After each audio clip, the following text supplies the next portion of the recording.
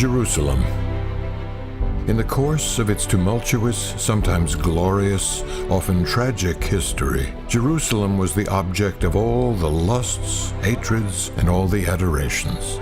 Present without a moment's rest in the hearts of the Jews, since David made it a capital of a fragile as well as dazzling kingdom, and in their prayers after Solomon made it sacred by the construction of a temple, which is supposed to have surpassed in majesty the greatest buildings of her time. Jerusalem the rebellious, Jerusalem the prophetic, Jerusalem the conquered, lulled Jesus and saw the birth of Christianity, of which she remains the venerated founder. Centuries later, following harsh conquests, Islam also made it its own, so that Jerusalem became and remained a sacred city for the three monotheistic religions. Paris, headquarters of UNESCO, an international organization dedicated to the preservation of history, culture, and peace. On October 18, 2016, a new UNESCO resolution accusing Israel of occupying Jerusalem was to provoke deep emotions in the Western world by denying any connection between Judaism, Christianity, and the Temple Mount, defined only by its Arabic names, the Haram al-Sharif and the Al-Aqsa Mosque. بالنسبة لقرار اليونسكو، هذا القرار الذي جاء لإحقاق الحق، حق المسلمين الرباني الذي بينه الله سبحانه وتعالى منذ 1400 عام. This resolution, submitted by Algeria, Egypt, Lebanon, Morocco, Oman, Qatar, and Sudan, was to be approved by 24 countries, including Iran, Pakistan, Malaysia, Russia, and China. Most of the European countries abstained. This resolution paper is not even worth the energy needed for tearing it to shreds. It will be much simpler and a lot more appropriate to place it in its rightful place, the garbage place of history. And this is the garbage, Madam Chairman, and this is the resolution, and this is the place for it. These resolutions undermine support for the very legitimacy of this organization. We believe that the decision of the UNESCO is a true reflection of the history of this site through 1400 years. There were two possibilities, either to cry or to laugh. Since I know that crying will not help because UNESCO's attitude to Israel are well-known fact, so I laughed at it. It's all nonsense.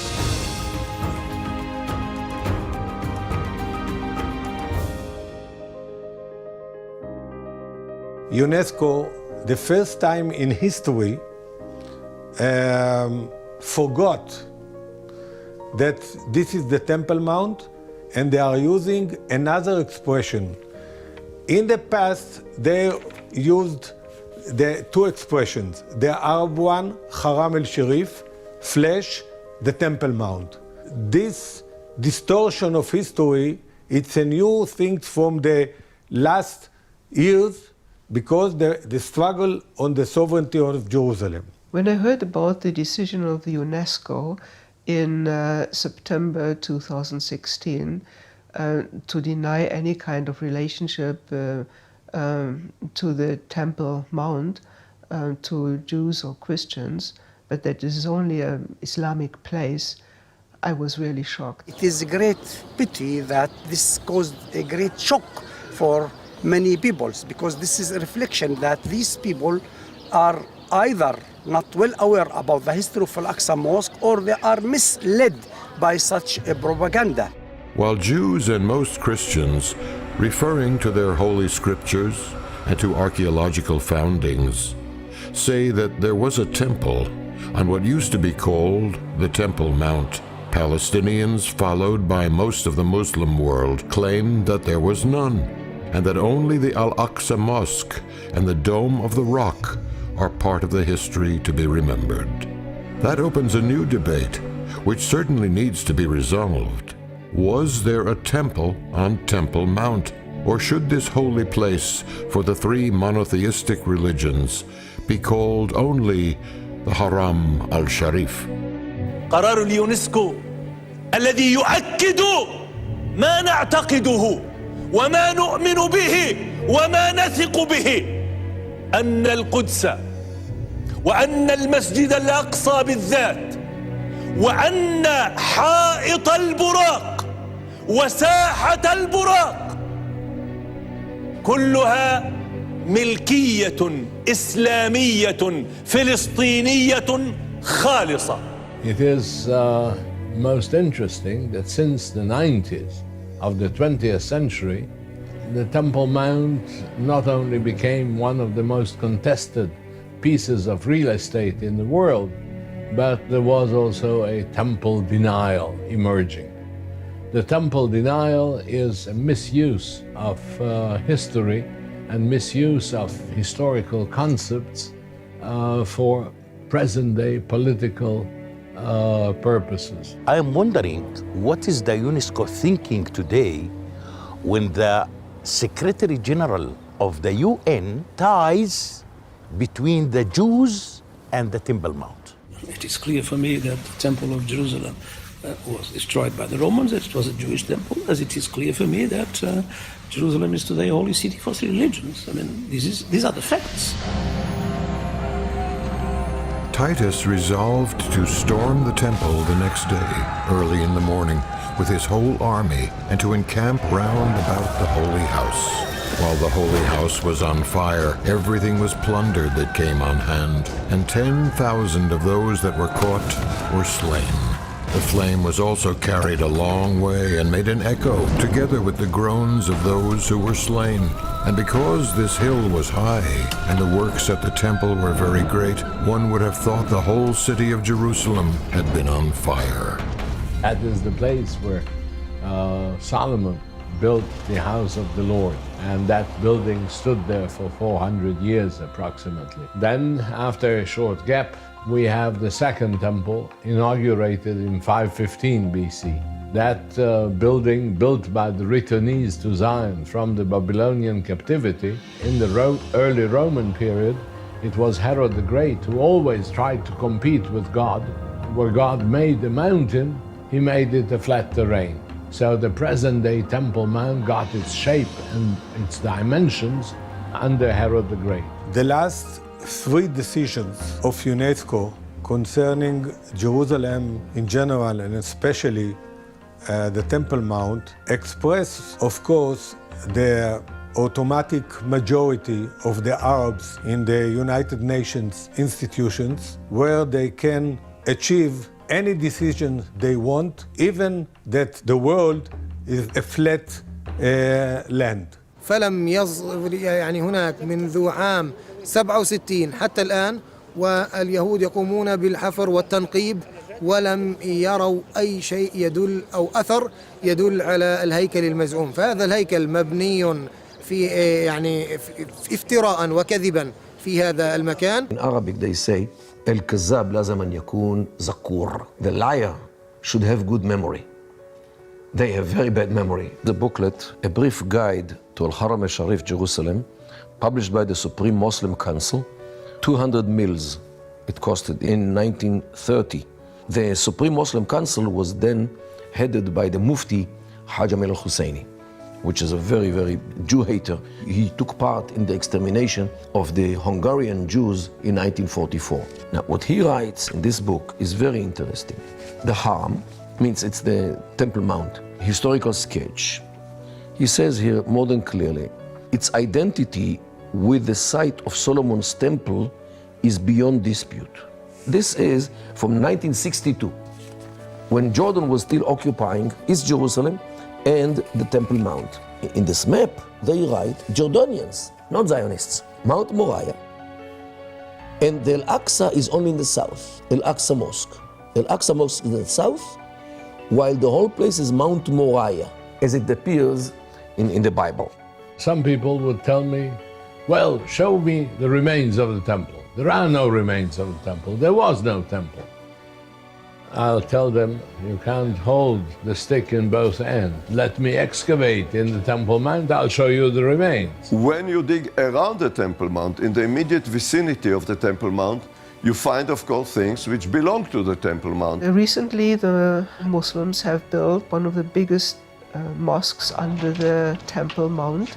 And for this, they have just these big lorries taken out with big shovels and underneath.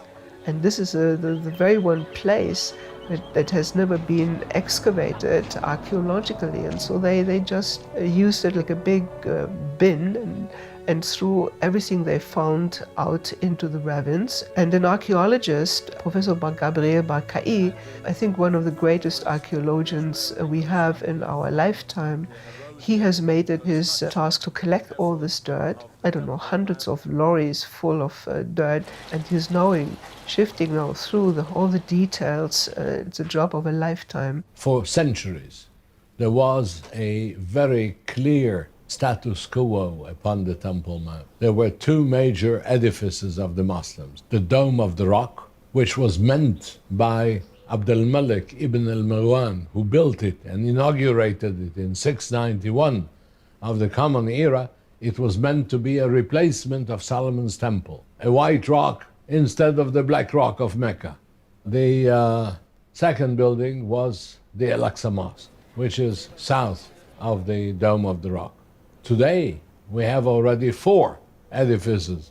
In 1999, a pit was dug, which was a criminal act. It is anti-civilized act, a barbaric act. It was carried out with bulldozers. And this is the most delicate point on earth, where even a toothbrush is too large a tool to carry out excavation. And the work was done with bulldozers. When we saw the whole mud that was taken out from the stables, we understood that it's an archaeological disaster.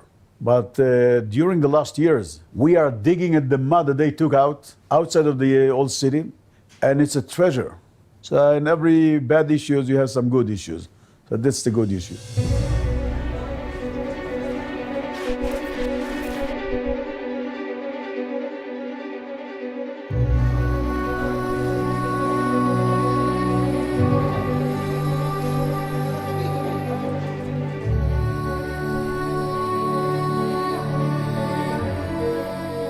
This pile, as you can see here, is one example of the piles that we took now from the area that they dump it, the Islamic Waqf. They dump it in a garbage site. We took it from those garbage sites to here, to Rim Valley. And as you can see, we take buckets, fill the buckets, and get rid of most of the dirt that is not relevant. What you can see here, a glazed tile, okay? And this tile it's an Islamic work. And we saved all this material because it is a scientific project. By using water pressure, we get rid of all the dirt and start to collect all the material after we explain to them that you have to separate between glasses, mosaics, pottery. After they finish to separate all the material, each one of the participants, they separate each material to the specific buckets, and then all this material goes to the archaeologist that works at this corner, and they start to analyze the material. This pottery, this also a rim of a vessel, you can see, and this pottery is from the Second Temple period. How do we know that? By the shape, design, and pottery material also. This is the capital of a huge column that is dated to the Second Temple period, the Herodian Temple Mount, okay? How do we know that? By this shape, we call that Doric style.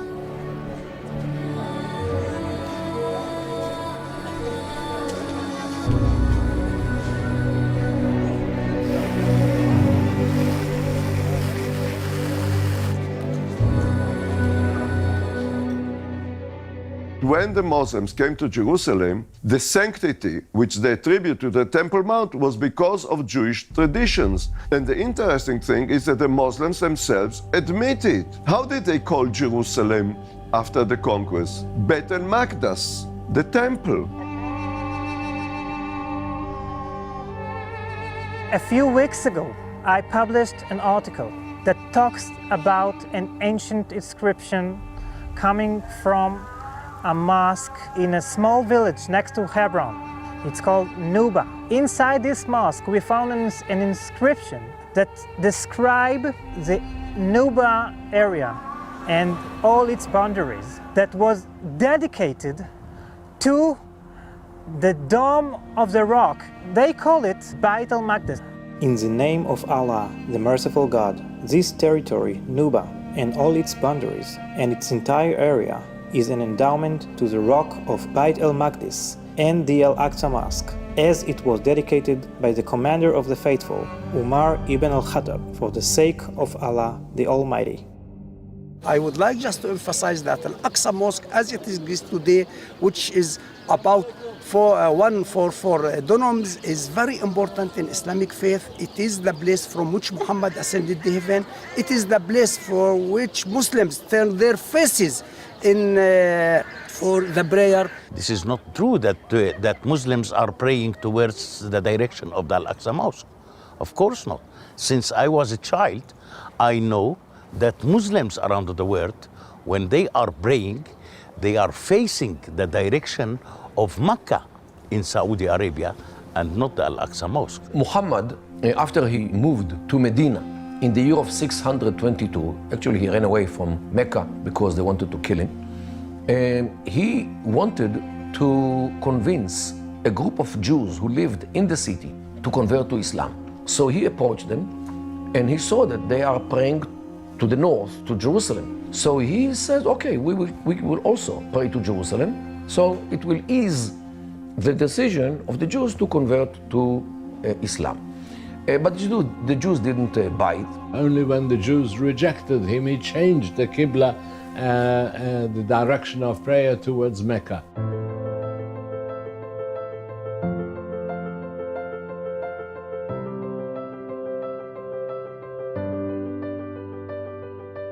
In 638, the second caliph of Islam, Omar ibn al-Khattab, came to Jerusalem and conquered it. In his army, he had a former Jew by the name Ka'b ibn al-Akhbar, and he told Omar about the significance of the Temple Mount, and therefore he built a wooden mosque there. When he came, the Patriarch of Jerusalem, Sophronius, told him, we have got the center of the world in our place, the Church of the Holy Sepulchre. Omar was not convinced.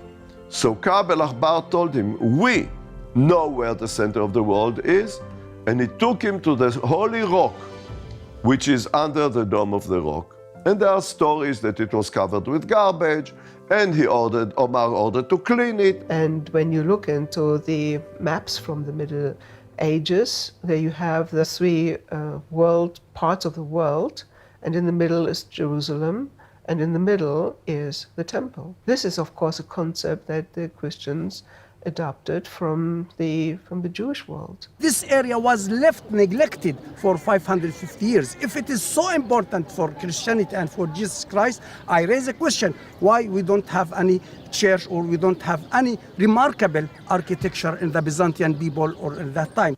It's super idiotic. In the late Roman period, there is a bridge leading to the Temple Mount, so it led nowhere. You cannot imagine that the Temple Mount was empty because the city in the early Christian period was so densely populated that it overflowed. We have also very rich finds of the early Christian period, the Byzantine period, from the 4th till the 7th century of the Common Era. We have coins, cruciform pendants, architectural members of ecclesiastic buildings. All that changes the history of the Temple Mount as it appears in written sources. Omar knew that in the center of the Temple Mount, there is the center of the world. The Jewish tradition says the land of Israel is in the center of the world. Jerusalem in the center of the land of Israel. The Temple Mount in the center of Jerusalem, and the Holy Rock in the center of the Temple Mount. The question was where to build the mosque, because the conquerors, everywhere they came, they built, first of all, a mosque. Ka'b al-Akhbar suggested to build it north of the Holy Rock. So Omar told him, I know what you mean. You mean the Jews who converted but not 100% sure When they pray in the north and they have to pray towards Mecca, then they pray from the north, they will pray to the Holy Rock because that's the holy place. So we will build it south. بالنسبة للآيات والأحاديث، أولا أن هنا كان مسجدا، والرسول صلى الله عليه وسلم لما سئل عن أول مسجد تكلم أن المسجد الأول هو مكة المكرمة، وثاني مسجد بني على وجه الأرض هو المسجد الأقصى المبارك،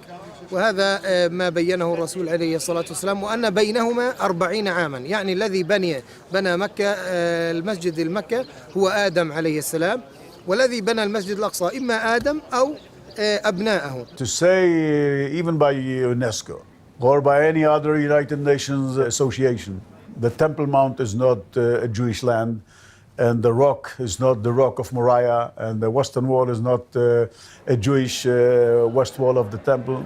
It's like to take the dish, to put it in front of the sun and say, well, there's no sun. It's not going to work.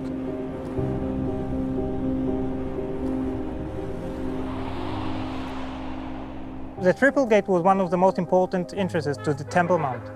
And what we see today, we see the remains of this entrance. As you can see here, these stones, you can see very clearly one of the edges of the entrance. As you can see, the Herodian style of curving stones. By using a gentle curve at the frame of the stones, Jewish used to come through these gates and worship God.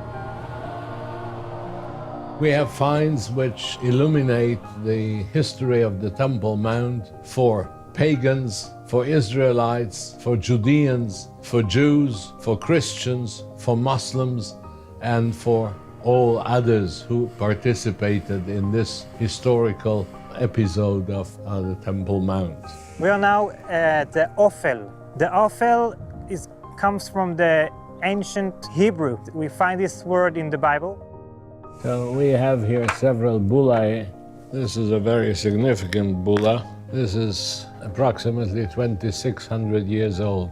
It has preserved two words, Gibeon and Lamelech, belonging to the king. Shipment of taxes sent in kind from the city of Gibeon to the king's treasury in Jerusalem. This is a fiscal bulla.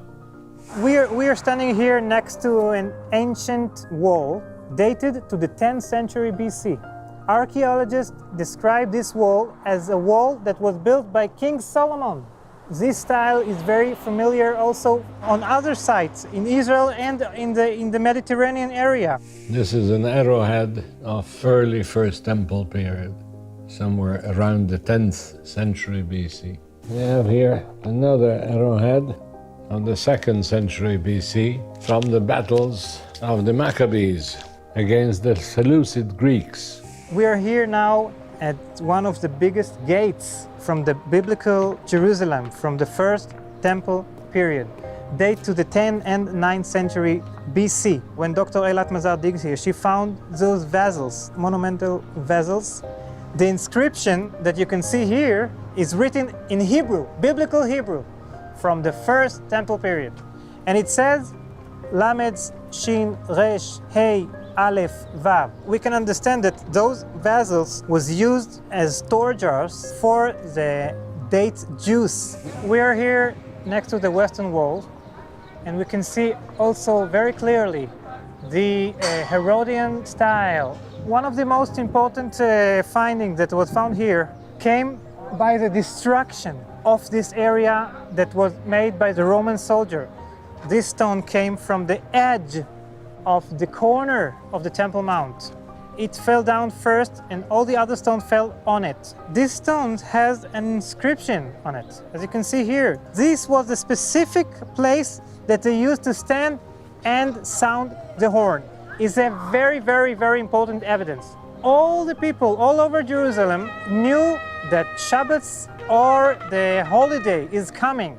In addition, we have finds from the Second Temple in abundance, starting from Persian period remains, Hellenistic period remains. During Second Temple period, the temple taxes were accepted by the temple authorities in a certain currency only. and it was not American dollar. It was the shekels of the city of Tyre. So people had to change money when they came to the Temple Mount. Otherwise, they could not enter. Jesus, short time before crucifixion, chased away the money changers from the Temple Mount and turned upside down the counters. This is a coin of half a shekel made of silver. It has the inscription, 𝐿'Jerusalem, or Holy Jerusalem. On the other side, it is written, 𝐋'𝐔𝐍𝐄𝐒, half a shekel. We have the original flooring, which is referred by Flavius Josephus. This pattern here is called sort of a four squares pattern. One square, inside it a second square, inside it a third square, inside it a fourth square. And here on the Temple Mount, we appear to have a four square pattern. We can construct this because we have specifically large tiles, medium tiles, and small tiles. It is probably the work of a team sent by Emperor Augustus to his friend Herod the Great. So we have some of the original pieces, something that enabled us to reconstruct the pattern. They fit the exact dimensions of the fractions of the Roman foot. So this framework is exactly one Roman foot. Now this temple, as I have already said, was built upon a strong hill. The cloisters were in breadth 30 cubits, while the entire compass of it was by measure 6 furlongs, including the Tower of Antonia. Those entire courts that were exposed to the air were laid with stones of all sorts and all colors. As to the holy house itself, which was placed in the midst of that most sacred part of the temple, it was ascended to by 12 steps, and in front its height and its breadth were equal. So many things were discovered, like inscriptions, for example. Inscriptions which we know from Josephus Flavius. The inscription which forbids a Gentile trespassing into the temple. There were notes made out of stones saying and warning every non-Jew not to enter beyond this wall, because the one who will do it will be judged to death. In the 19th century, the Ottoman archaeologists found one note of stone like this, and it's in an exhibition in the museums in Istanbul even today. In 1864, an engineer and archaeologist by the name of Charles Wilson arrived in Jerusalem. His first task was mapping the city. In early 1867, about 2 years after Wilson's discoveries, another Brit, Charles Warren, dug shafts at Wilson's Arch and reached down to the original bedrock infrastructure. Wilson and Warren were among the first to uncover the northern continuation of the Western Wall, but had difficulty continuing organized excavations due to difficulties caused by the Ottomans. Only after the Six-Day War and the reunification of Jerusalem were the excavations of the Western Wall tunnels renewed, with the goal of uncovering the entire length of the Western Wall.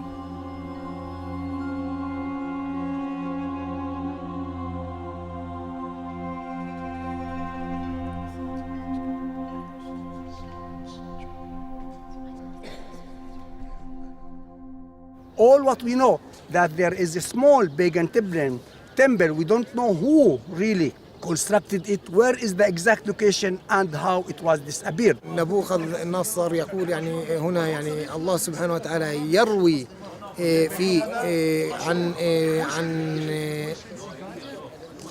عن هلاك اليهود وعن خراب الهيكل المزعوم، وهو ربما يكون في مصر، لأن اليهود كانوا في مصر وتاهوا في الصحراء وغير ذلك. No Palestinian archaeologist ever tried to contact me to come or to dig in Jerusalem or something like that. So if you ask me whether we cooperate with Palestinian archaeologists, if they want to cooperate, of course we'll be glad to cooperate with every archaeologist. Of course, the indisputable historical fact, there were Jewish temples on the Temple Mount. But in recent years, the Palestinians have been claiming that these never existed, that it only was ever a mosque at any time in history. And this is, of course, historical nonsense. The Temple Mount is described by the sages of the Talmud, who hated the guts of Herod and hated whatever is connected with Herod.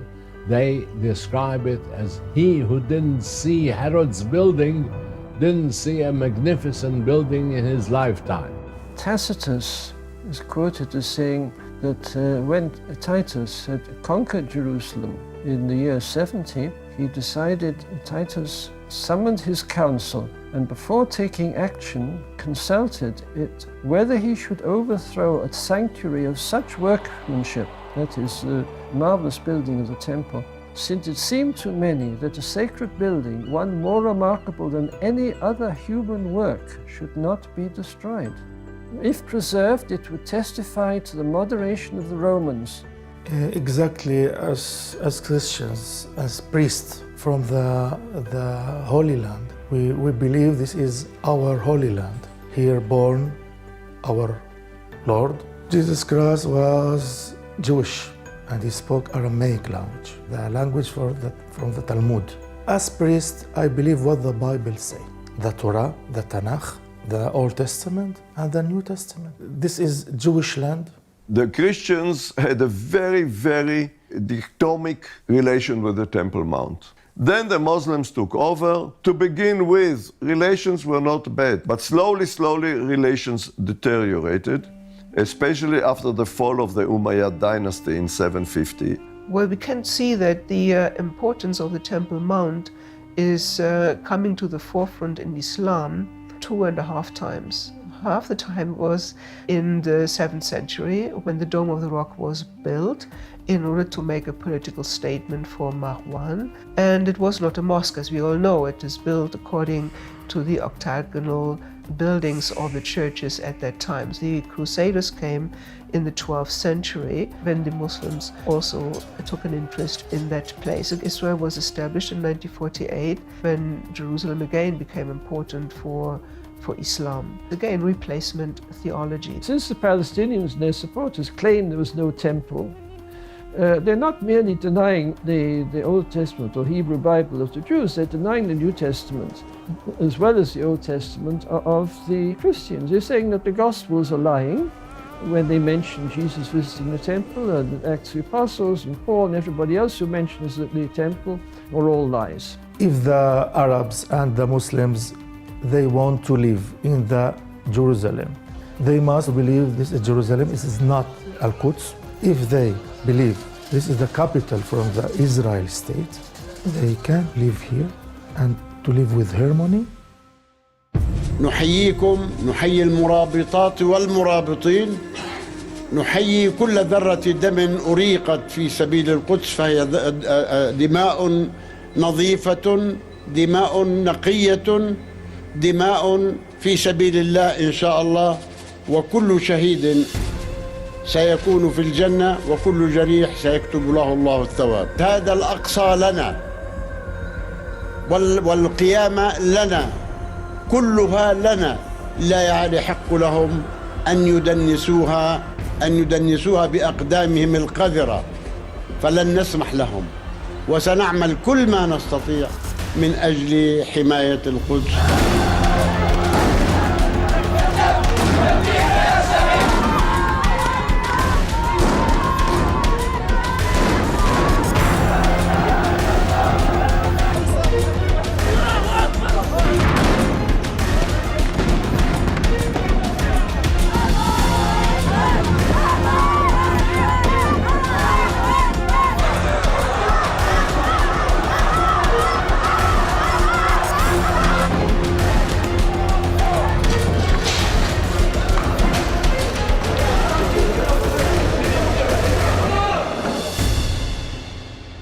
الله سبحانه وتعالى قد قرر في كتابه أن القدس جزء من العقيدة الإسلامية، جزء من القرآن الكريم الذي نتعبد الله سبحانه وتعالى به. وقد قرر القرآن الكريم قبل اليونسكو وقبل أي شعوب أخرى أن المسجد الأقصى هو مسجد للمسلمين، مسجد للمسلمين وحدهم، لقوله تعالى: سبحان الذي أسرى بعبده ليلا من المسجد الحرام إلى المسجد الأقصى الذي باركنا حوله. You know, the problem of the Al-Aqsa Mosque that you have is so many stories about its history. One of the histories that I heard about the Al-Aqsa Mosque, that Al-Aqsa Mosque is never ever been created in Jerusalem. It is somewhere in Saudi Arabia. Jerusalem is the site in which Muhammad had his nocturnal flight on his legendary mare. Once in a while he was going to Taif. It's a city in the Arab Peninsula to the east from Mecca. When he was walking to Taif, the way was 2 days' walk. He used to spend the night in a village named Ji'rana. And in the morning when he woke up, he used to pray in one of 2 mosques which were near Ji'rana. One was closer to the village, and it was named the closer mosque, Al-Masjid al-Adna, and the other one was further from the mosque, and it was called the further mosque, Al-Masjid al-Aqsa. One morning, he woke up in Mecca with a new revelation, which is stated in the Quran in chapter 17, which says, glory to Allah, who took his servant at night from the holy mosque, which is Mecca, to the further mosque, which is near Ji'rana. His companions understood it very well because they know exactly what the further mosque is. All is legends. Of course, a nocturnal flight, a miraculous mare, Gabriel bringing him, all that is stories. The Muslims take this as historical fact, whereas the big stones, the finds and everything is meaningless to them. The Prophet died in 632. 50 years later, there was a rebellion against the government which was in Damascus already, by the Umayyads. Because of various reasons, they did not let the people from Damascus area come to pilgrimage, to Hajj, to Mecca. So the Caliph Yazid collected his ulama, means the wise people, what to do with this? Because the Hajj is an obligatory mission to go every year, we have to do it. So he came with an idea. Let's take Jerusalem as an alternative place for pilgrimage. So they tell him, hey, but Jerusalem is not mentioned in the Quran. And Jerusalem is not mentioned in the Quran. How can we convince the people to come to Hajj, to Jerusalem? So he said, you remember this verse in the Quran? Glory to Allah who took his servant from the holy mosque to the further mosque, Al-Aqsa. Let's tell the people that Al-Aqsa is in Jerusalem. It's always politics. Historical truth doesn't matter. For example, the Kotel, the Western Wall praying plaza. Why is it they always stress it? Because Jews are praying there. All the traditions, the ancient traditions, say that when Muhammad came to Jerusalem, he came from the south, the double gate. And there he tethered his mare, whose name in Arabic is Burak. But a 15th century writer wrote, the Mughrabi gate must be the gate through which Muhammad came, because I don't know any southern gate, because it was already blocked. So the Mufti of Jerusalem, this villain, this Nazi, Hajj Amin al-Husseini, he thought, that's a good idea. If 15th century man, a historian, very important one, Giradin, says that the Mughrabi gate is the gate through which Muhammad came to the temple, then he tethered his horse down below and he started to call the western wall Al-Burak. And he said, this is a holy place for us, not for the Jews. Moreover, in order to disturb the Jews, he sent donkeys to leave their droppings in the place, to leave their feces on the site. This is your holy place? وهذا إحقاق الحق أن هذا حق خالص للمسلمين. المسجد الأقصى بكل مساحته 144 دنم، وأيضا ساحة البراق وحائط البراق الذي يدعي اليهود أنه لهم أحقية به. And under a Jordanian regime, including under the British mandate, they were barely allowed to go to the Western Wall. It's a chaotic situation. For Jews not to be allowed to go to the most holy place. Try to imagine all other religions. Can you imagine that Muslim will not be allowed to go to Mecca and Medina or to Al-Aqsa?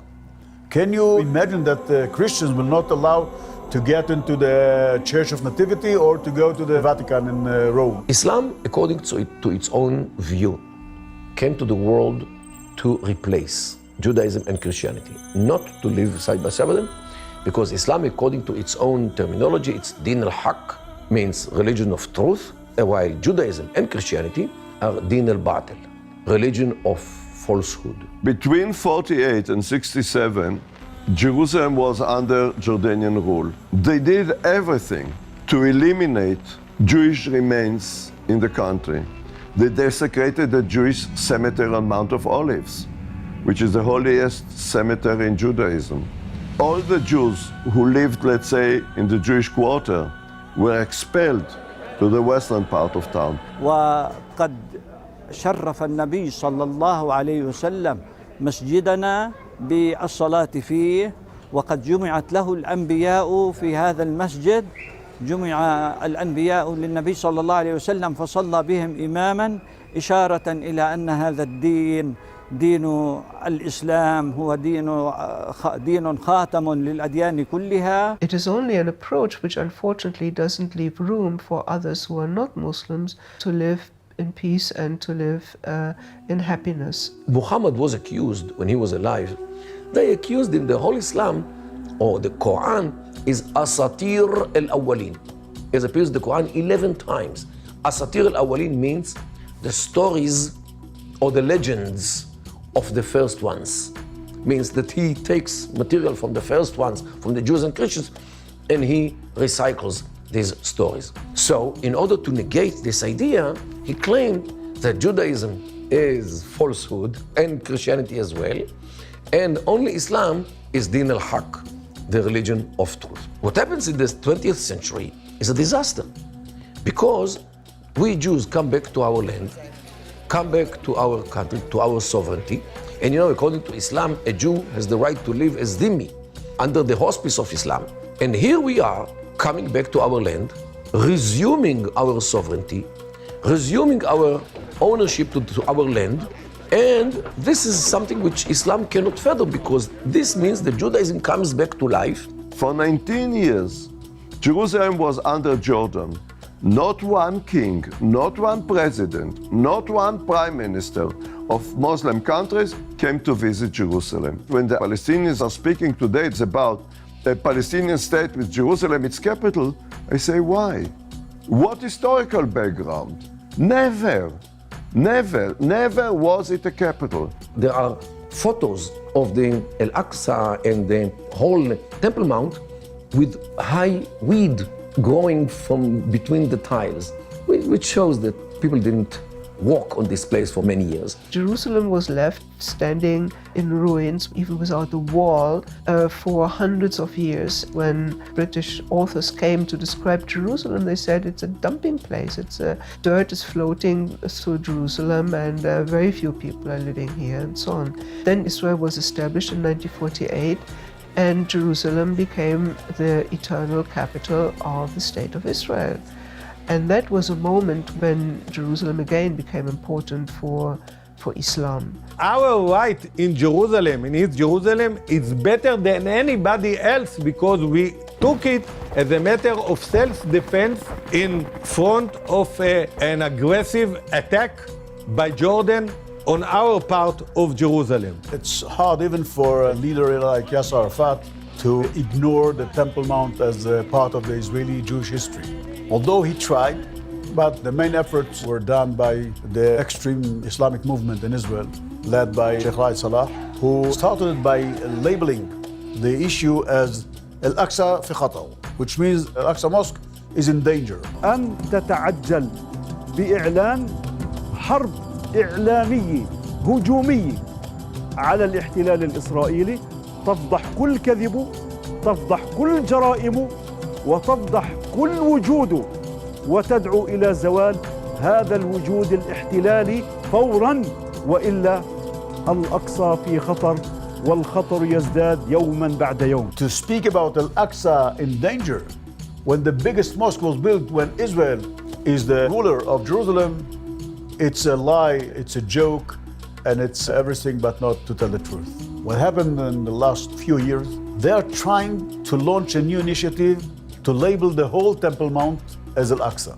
I'm sure that you haven't visited Mecca and Medina because you're not allowed to. If you're not Muslim and there is a sign at the entrance to Mecca that says Muslims only, Muslim faqat. And what they are trying to do, to enhance it, so people will think that the whole Temple Mount is Al-Aqsa. And Al-Aqsa is not allowed to go by someone who's not Muslim. ويعترف بأحقية المسلمين بهذا المكان وقدسية هذا المكان للمسلمين، ولهم أن يأخذوا أماكن عبادتهم دون أن يتعرضوا ويتنافسوا في هذا المكان الذي أقره الله سبحانه وتعالى، وأقره أيضا اليونسكو في هذه القرارات التي اتخذها أخيرا لإحقاق حق المسلمين. About this, I want to have two remarks. First of all, I proved by historical and archaeological that this place is holy for the Jews, not less, but even more for the Muslims. I respect their mosques, I respect their belief. Please respect our belief as Jews, especially as we, not like you, have very good proofs, definite proofs, solid proofs that our temples were there. Those who forget the Bible and place their word into the center, there we find Palestinianism is the mainline thinking today. That reminds us very much of the time of Nazi Germany, where Jesus was a Galilean, because Galilee allegedly was not part of Israel. At any rate, Jesus at that time in Nazi Germany was an Aryan, and he was blonde and probably spoke German. So there we have this kind of fantasy which has nothing to do with reality. I hope Jerusalem to be strong, to be blessed, to live all together here in Jerusalem, to live together with harmony, with love, with peace. This is the land of God, and we need to live together how the God He wants us to live.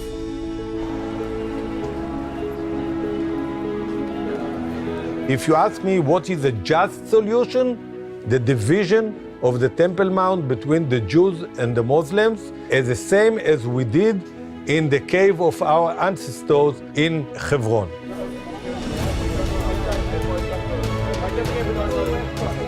The Jews have built up Jerusalem in a beautiful way. Jerusalem today is a marvel. It's growing, it's pretty, and I think Herod the Great, who built Jerusalem once 2,000 years ago and built the Temple of Jerusalem, he would maybe be even jealous to see how much the modern Israel and modern Jewish people the state of Israel has done to build up this city. Reconciliation, coexistence, and sharing everything. Without these three principles, I don't believe that ever peace will take place among the Israelis and the Palestinians. Jerusalem will remain under Israeli sovereignty. Everybody will be able to go to his holy place like it happens today. But to think that Israel is going to give up the Temple Mount and to hand it over and to label it as Al-Aqsa, it's not going to work.